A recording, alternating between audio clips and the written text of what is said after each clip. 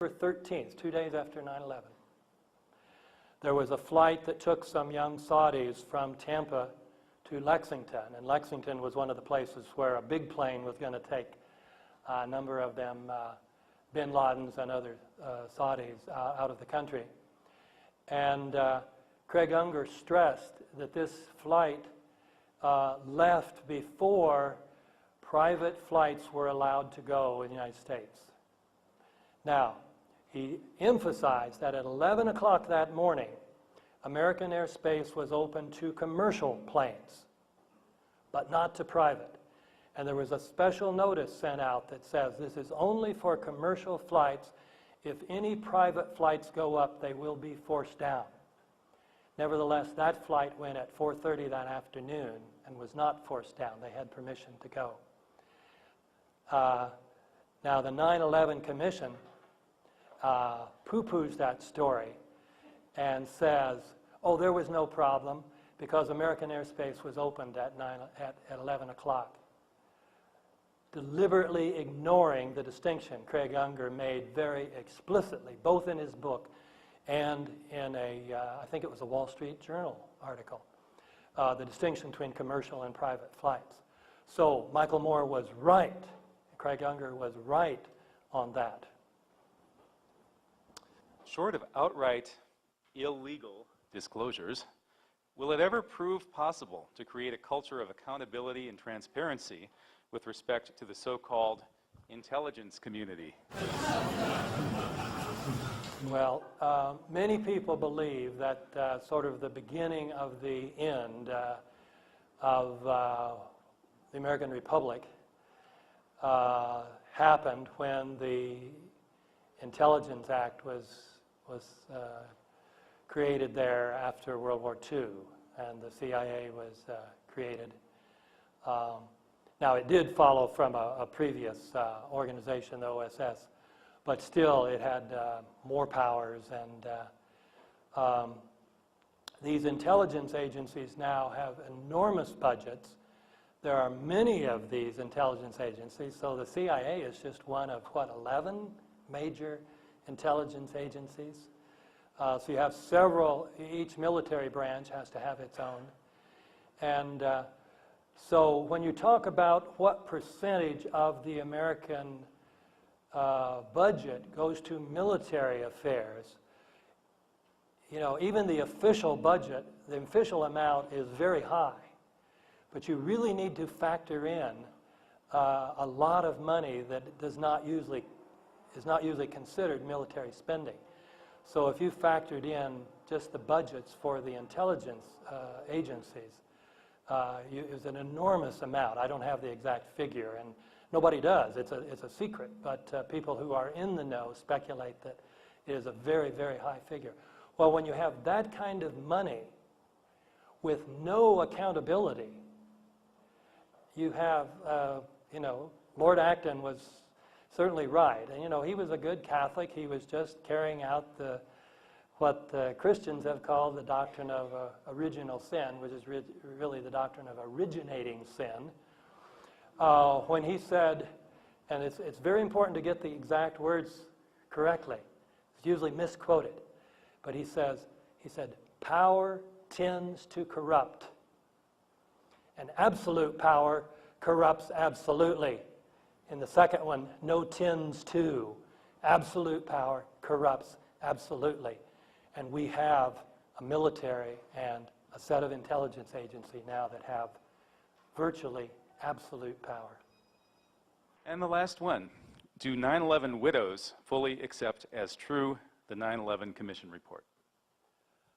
No.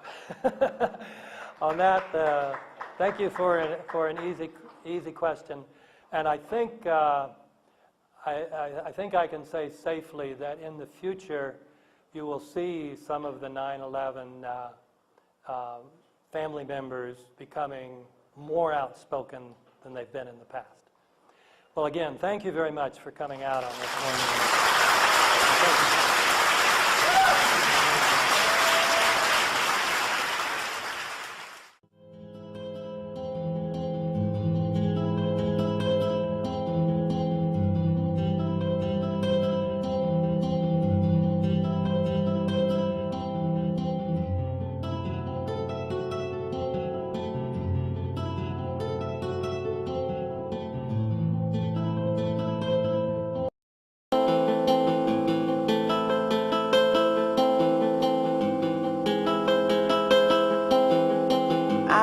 like to welcome all of you to our second expedition into the events of September 11th and the transparent and open and public forum for the American people to see, unlike much of what took place with the proceedings of the 9/11 Commission.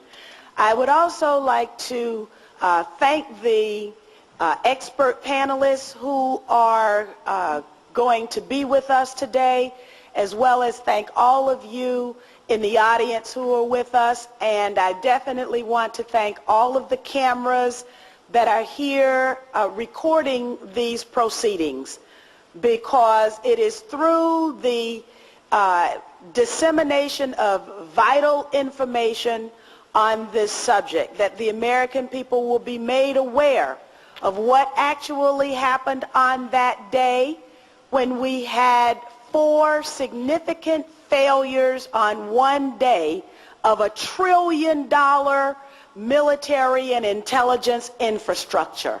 I don't think that that is certainly a possible thing to have happened. It's quite a coincidence if it is. And let me also just welcome our expert questioners who will use this opportunity to elucidate all of us, and then all of you will then become expert questioners after we have heard from the panelists.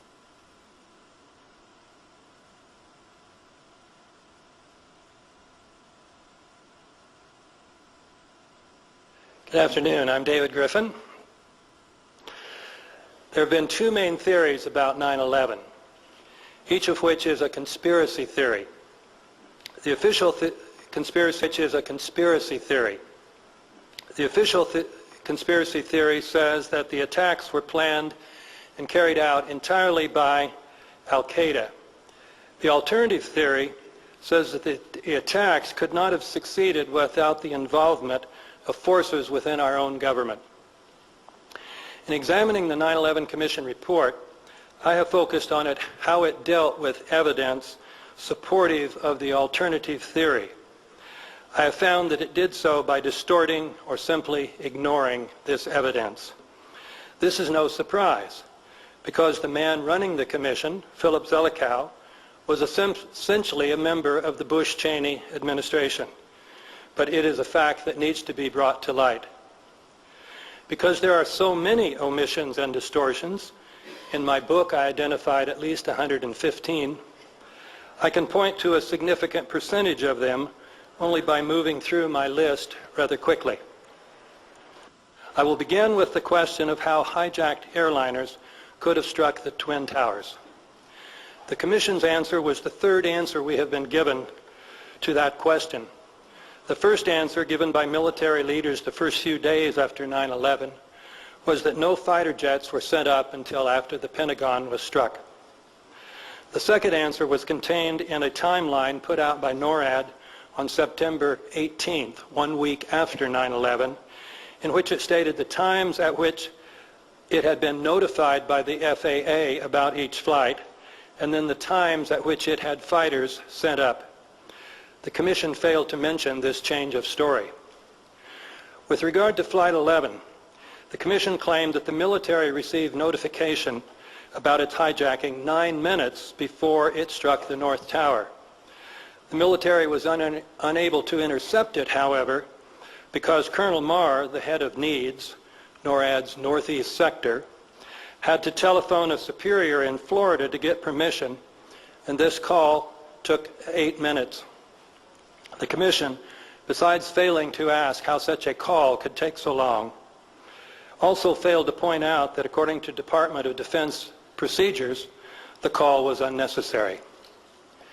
With regard to Flight 175, the Commission claimed that the military received no notification about it until after it had struck the South Tower. But NORAD, in its September 18 timeline, had said that notification had been received at 8:43. A full 20 minutes before the South Tower was struck. So if the Commission's news story is true, then NORAD officials were either lying or their memories were so bad that they got confused 1 week after the events.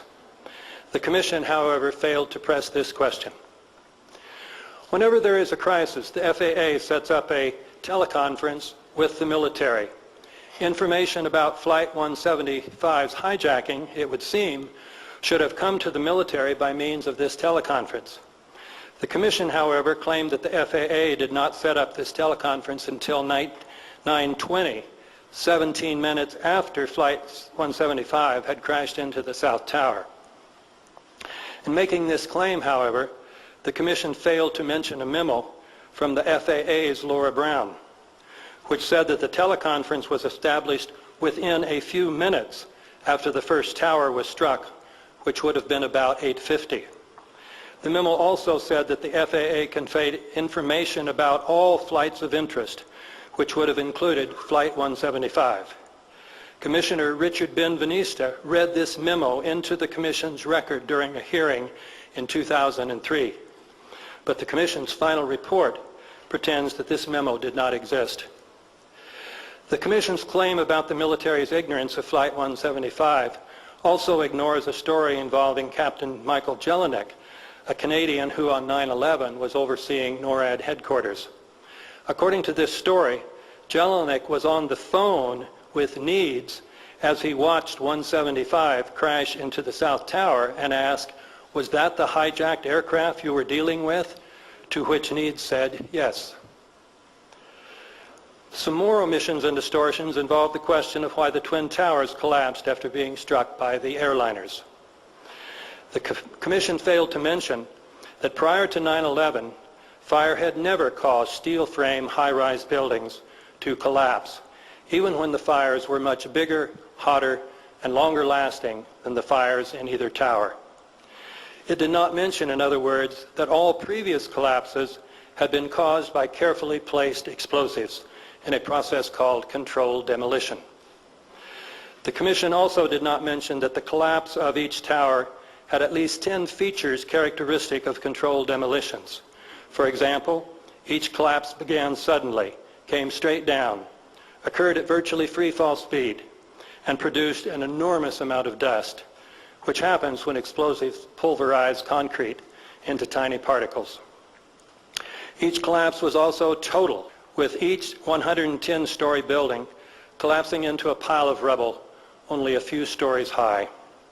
How such a total collapse could occur if explosives were not used is a complete mystery, because the core of each tower consisted of 47 massive steel columns. The main explanation for the collapse is a pancake theory, according to which the floors above the hole created by the impact broke loose from the columns and fell on the floor below, thereby starting a chain reaction. But if this is what happened, the core columns would have still been sticking 1,000 feet into the air. The Commission handled this problem by simply denying the existence of these core columns, saying the interior core of the buildings was a hollow steel shaft. Another standard feature of controlled demolitions is, of course, the occurrence of explosions. The oral histories recorded by the New York Fire Department, which were finally released this past August, contain dozens of testimonies about multiple explosions in both towers, which reinforce previously available testimonies. Although the Commission had access to these oral histories, it did not quote any of them. This is too bad, because the authors of the Commission report obviously liked colorful quotations, and the oral histories contain some pretty good ones. For example, firefighter Thomas Turilli, referring to the South Tower, said, "It almost sounded like bombs going off, like boom, boom, boom, like 7 or 8. Paramedic Daniel Rivera, describing what he called a frigging noise, said, "Do you ever see professional demolition where they set the charges on certain floors and then